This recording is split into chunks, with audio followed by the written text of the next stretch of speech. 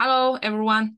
I'm Miss Carol from Chestopia, and it's really glad to see a lot of kids join, the members join our the Chestopia tournaments, online tournaments, the Friday, the Sunday, and in this semester we improved our the levels of that. Okay, you can select some levels from the elementary or intermediate or advanced levels, and then you can play some games.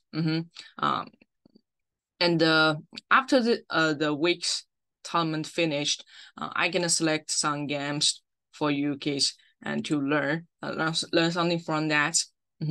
And because it's a very important part for us to review, right? And we can still learn something from the other players' games. Okay, so let's do this one together. This one E4 E5. This game from the two players, and they're joining the elementary level. And let's look at this one. It's one game from the winners. E4 E5 knight f3 knight c6. Knight c3 knight f6. Okay, very classic 4-knight game. A lot of beginners like to do that because it's really easy for you to develop pieces out, right? And they want to close to the center. Yeah, that's good. And in this position, the white side have some good ideas. If you want to play maybe move the bishop out, right? B5, or move your pawn up D4, and try to put some pressure on the center. This is a good move. And the white side play the bishop C4, and this is a very popular move from some players. Okay, you want to play this bishop C4 because you want to first thing develop things out and control the center. In this position, the black side play the bishop C5. I think some players like to do that because you can copy the move. You can copy the idea. You don't have to think about that, right? It's good, but I recommend you, kids, today we can learn something, new things. Okay, like the knight takes E4. Knight takes E4. It's a good idea for us to consider about, because when you take that, the knight take you, then you can play this double attack, right? D5 double attack. You can win the things back. You sacrifice a knight and you move the pawn. You win this knight or bishop back. And we always keep the bishop pair on the board. So the white side play this bishop D3, protect the knight, and after we take it. If you calculate the points, I think everyone lose 4 points. Okay, I'll get 4 points. It's an equal trade, but why the black side can do this good move? Because this one can help us to win some, I think, positional advantage. Okay, you can destroy the white's control in the center. The bishop take it, and the white don't have the pawn in the center now. Right, so we have the pawn to control this E5, D4. D4 and F4, and you can bring your bishop out next turn. And then you can consider about some like the castling, majority attack, like the F5, in this king side, F5, F4, or even E4. And you can open this line to attack. You can also kick away this light square bishop. So, and it's going to destroy the white's control in the center, right? That's going to destroy that because it didn't have the pawn.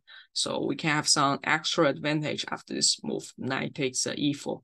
So it's a good variation for us to consider about, kids. And you don't have to copy opponent's move, right? Because it's really simpler for us to play. I think both sides have the same ideas. You can try to use a different idea to attack. Okay, it's more aggressive. So knight E4. It's a good thing. So instead of if you want to prevent the opponents play knight e4, we always play bishop b5. Okay, bishop b5 instead of bishop c4. Okay, so the two players choose this move to play bishop c5 and d3 casting knight g5. Okay, I think this is a really classic move, especially for some beginners player. Why? Because it seems you can try to place an attack in f7, right? This important square. Even the white side want to do some exchange. In this game, the white side take the pawn. Okay, I'm gonna explain that with 2 points. First thing case, it's not good. It's not good. It's not a good point. It's not a good trade for the white side to consider about. Because reason one, if you take it, you didn't win anything. Even you lose a point because some master thinks the knight and bishop, when they work together, they're more powerful when they are a single attacker. Okay, and it's like the 7 points. So we always think the knight and bishop, when they work together, 7 points. So this one means if you use a knight and a bishop, trade for only 1 rook and a pawn, and 7 points for 6 points, you didn't win anything. Okay, and the second one, the bishop knight like 2 attackers. The bishop knight 2 attackers. The rook is only 1 attacker in the middle game. I'd like to use a knight and bishop work together to attack, and it's easy for them to move out. Another thing is like the bishop and knight is a developed piece. The knight move 1, 2, 3. The bishop move to 1 and 2. So it's like the 5 turns you exchange that, but you didn't win anything after that. Based on the value of the points, based on the positional things, right? So it's not a good trade. After this 2 points case, it's not a good trade. Okay, it's not a good development for the white side. So d6. If I were black side, maybe I just kick away this knight. Okay, d6. Yeah, it's a good move. Bishop f7. Take it. And the queen f3 case. When you have more attackers, you can use them to attack, right? Join the attack quickly, like the knight d4 and or bishop g4 to attack the queen. And this is good. Bishop g4, queen g3. Yeah, queen d7. Yeah, f3, kick away this bishop, move it back. Bishop h6. I know the white side want to attack the pawn, but case if you play some sacrifice, it's like a sacrifice, right? You should be really, really carefully. Okay, and you should go inside your opponent's mind. Okay, what if he take you, and what's the next move to attack? I don't think you have sufficient attacker. You only have the 1 single queen now close to this king. It's really hard for you to continue this attacking things, right? So bishop h6, I will not consider about that. I think the white side, maybe you should make some exchange and it's going to the mid end game. Because maybe it's hard for the black side use a knight or bishop to fight against you, right? Or you can casting and wait for some opponent's move first. Okay, but bishop h6 is really risky move. Take it, knight e2, rook g8. Okay, queen h4 and knight d4. Yeah, that's not bad. Yeah, knight d4. Take it. Yeah, and this is a mistake. I think it's a misclick. Why go to g4? But this queen is really being trapped, right? This queen cannot find some good squares because of the bishop case. Bishop pair, they can control the light square, the dark square, the knight. They can work together. You can see the power of these minor pieces.